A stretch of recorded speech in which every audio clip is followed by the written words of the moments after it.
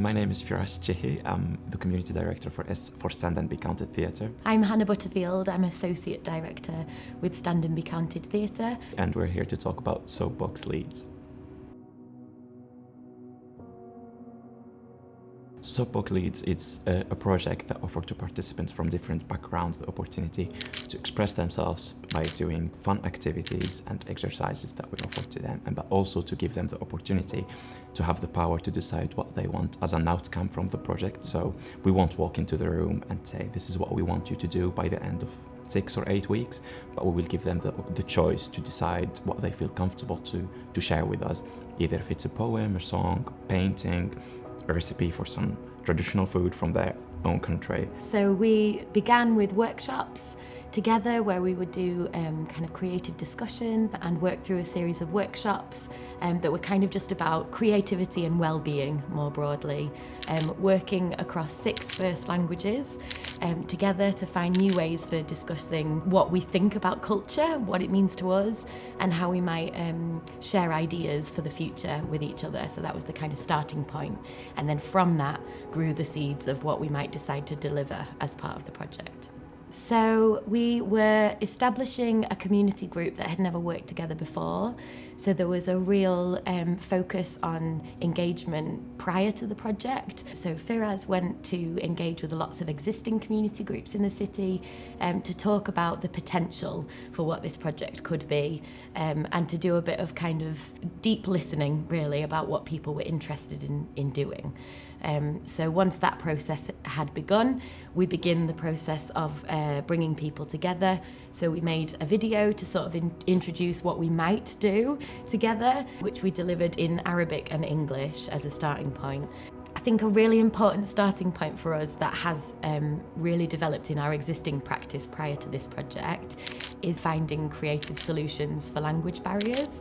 So finding really interesting, playful ways to communicate with one another in various languages has emerged as like a really important part of our practice and makes a really good starting point for all kinds of creative activities to begin. And we also used the first sessions of the workshop to build that relationship with our participants to make sure that they feel confident enough and they feel really relaxed and welcome to the group, so that they can share their thoughts and what they want to do in the projects. Because when you are new to a city and new to a group and the language is not your first language, it might be quite tough to get involved and to express the way you feel and what you want to show to the group or to the community around you.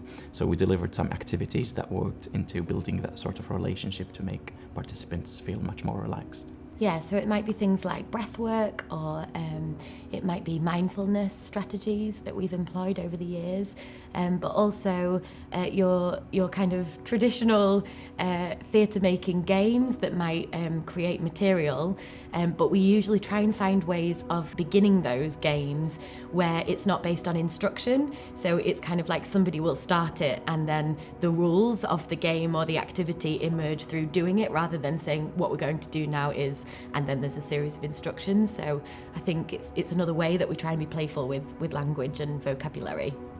And the fact that we didn't really have any expectation at first and we let them join whenever they feel like it and they can leave at any time, I think that also helped us to make people feel welcomed on the group, and that they can, as Hannah mentioned, they can share things from their communities and they can bring us all to do what they want us to do, and we all take part in different activities that they also shared with us. So we're not only like the one who decide what sort of activities we will take part in the session, but also our participants have a say on that. Finding solutions to challenges as we went along was an important part of the process. Sharing the responsibility of the challenges together felt really important. So some participants would say, I'm really happy to be here, and I'm here because I want to develop my conversational English, or I'd like to meet some more people, or I'd like to develop my skills, but I don't want to do any of the arty stuff.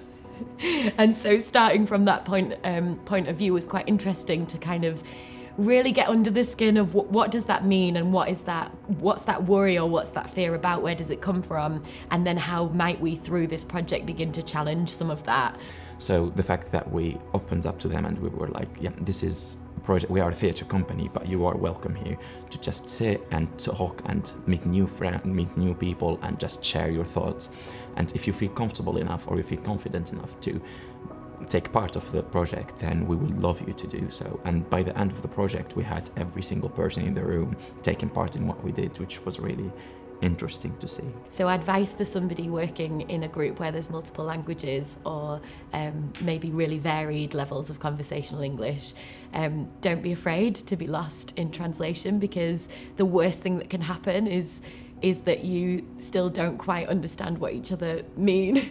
But I think from experience, when you really stay in that moment and you've got creative strategies for dealing with that, which is kind of what the project was doing, then you can discover so much more. And you can, if you stay with it and avoid avoid that kind of fearful place of, oh no, I don't understand what you're trying to communicate and that's making me panic. I think if you can stay in the moment, and then you're always going to find a way to communicate. And when thinking about accessibility for your project before it begins, I think it's about making sure those plans are really robust, but are still really flexible, so that you are able to have what you need in place so that you're prepared to support people, but at the same time you can respond to the needs of the people who come. So it's quite broad, that the spectrum of potential needs. So it's kind of being prepared for anything really, but also being prepared to have those conversations about what is it that you need, and not being afraid to be really direct when engaging people. Most of our participants were from different backgrounds, from different parts of the world, but you can feel that they are connected in some ways, and they felt that because they've never met before the sessions, and they felt by sharing about their culture, they shared some values and some like the way of thinking and the way of life, and they just wanted to learn more and more about each other's cultures, which helped us to build the really strong relationship in between them. Finding the right way to describe a project that has infinite possibilities is always going to be a challenge, and I think with what we know now, we're going to be better at doing that in the future.